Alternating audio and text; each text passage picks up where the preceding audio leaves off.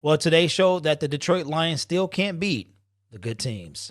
Did you realize that you were a champion in their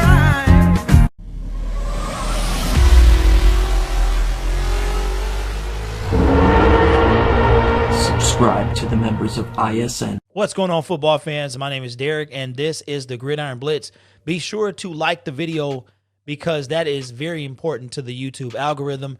And if you are moved to subscribe, that would be awesome as well. The 3-3 Detroit Lions came home for the first time in 2 weeks to face the 4-2 Indianapolis Colts. The Lions were coming off a 2-game win streak, and the Colts were coming off, I believe, a bye week after a dramatic comeback win in week 6 against the Cincinnati Bengals. The Detroit Lions were up against quite the task, going against what I believe the Colts had at the time of a top 5 defense to try to get their 3rd consecutive win. The first time that would ever have happened under Coach Matt Patricia. The Lions were unable to do it, but contrary to how I usually am, I'm actually not that upset about the loss. Let's go and take a look at the stat line and go over some key stats for the game. So here we are at the ESPN website, where we're just going to take a look at some of the stats here. Matthew Stafford was 24 for 42 with 336 yards, 3 touchdowns, and 1 interception. That interception turned out to be a pick 6. And Phillip Rivers, the ultimate game manager, was 23 for 33, 262 yards with no turnovers and 3 touchdowns. Jamal Agnew was the rushing leader with an 11-yard carry, which was an end around. We will get to the Detroit Lions rushing game a little later in the video. And Jordan Wilkins had 20 carries for 89 yards and 1 touchdown. Nyheim Hines had 3 receptions, 54 yards with 2 touchdowns. And deep ball Marvin Hall had 4 receptions for 113 yards. Just a bit of a note, Kenny Galladay and T.Y. Hilton did exit the game. Both were out early in the first quarter and neither one returned. So our number 1 offensive receiver, we did not have on the field the majority of the game. We go and we look at the first downs. The Detroit Lions had 20 to the Indianapolis Colts 26. First downs from passing, 15 for the Colts to 17 for the Detroit Lions. Rushing first downs. Here's one of the areas that the Detroit Lions suffered. 9 rushing first downs for the Indianapolis Colts to 2 rushing first downs for the Detroit Lions. We're really going to get in to the Detroit Lions run game. It was really, really bad today. You'll see that a little later. First downs from penalties. There were only 7 penalties called in the entire game. It was 4 against the Detroit Lions and 3 against the Indianapolis Colts. They got 2 first downs from penalties for the Colts and 1 for the Detroit Lions. Third down efficiency, they were both 7 for 14 as far as third down was concerned. And fourth down efficiency, again, the Lions continue to be disrespected as the Colts go 1-1 and the Detroit Lions go 0-1. Total plays, 75 for the Indianapolis Colts to 60 for the Detroit Lions.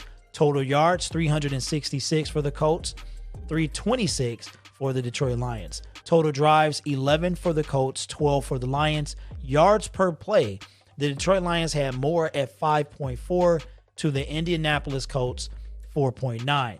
Passing yards, again, more for the Detroit Lions with 297 to 247 for the Indianapolis Colts. And here's one of the reasons that we lost this game. There were several reasons, but one of the main reasons, in my opinion, is the number of times Matthew Stafford had to throw the ball. Matthew Stafford was literally bloody and beaten by the end of this game. Typically, I would like Matthew Stafford to be somewhere between 32 and 36 passes a game. Yards per pass, 6.9 for the Indianapolis Colts and 6.3 for the Detroit Lions. And that 1 interception was thrown by Matthew Stafford in return for a touchdown. The Detroit Lions allowed 5 sacks on Matthew Stafford for a loss of 39 yards to the 2 sacks allowed on Phillip Rivers. Rushing yards, 119 for the Colts, With Adrian Peterson, Kerryon Johnson, and DeAndre Swift, the Detroit Lions were only able to muster 29 yards, and 11 of those yards came from a Jamal Agnew end around in the third quarter. What a pathetic showing today in the run game. Rushing attempts, 39 for the Indianapolis Colts to 13 for the Detroit Lions, which turns out to be an average of 2.2 yards a carry to 3.1 yards per carry for the Colts. Red zone, the Colts were a perfect 3 for 3 to the Detroit Lions, 66% with 2 out of 3. Penalties, here are the 7 penalties I was talking about. 4 penalties for 76 yards. One was on Danny Shelton for a 15-yard. I believe it was unnecessary roughness. And another one was a 41-yard pass interference call on Justin Coleman, who is seeing his first action, I believe, since either game 1 or all season. I don't really remember. That's how much of a non-factor he's been this season. The Colts had 3 penalties for 19 yards. The 2 turnovers was the pick six by Matthew Stafford and a Detroit Lions fumble. Here's a fun fact for you. The announcer pointed out today that the Detroit Lions were the only team in the National Football League up until today's game to not fumble the football. And that stat goes down the toilet today as Matthew Stafford was sacked, had a strip sack fumble recovered by the Indianapolis Colts. No turnovers for the Colts as Phillip Rivers held on to the ball, and the Detroit Lions got annihilated in time of possession, 37 minutes to 22. Colts held on to the ball for the equivalent of a full quarter more than the Detroit Lions. All right, Lions fans, today was a rough one. The Lions had the chance to prove who they really were going against a top 5 defense in the Indianapolis Colts and the only team with a winning record in their next 4 or 5 games, I believe. Today was the time that they could show who they really were, and they failed to do just that as far as beating the good teams. The Detroit Lions are 0-3 at home this season and 0-7 in the last 7 games at home. We haven't seen a home win in quite a while. The last time the Detroit Lions won 3 in a row was back in 2017, ironically, Jim Caldwell's last year.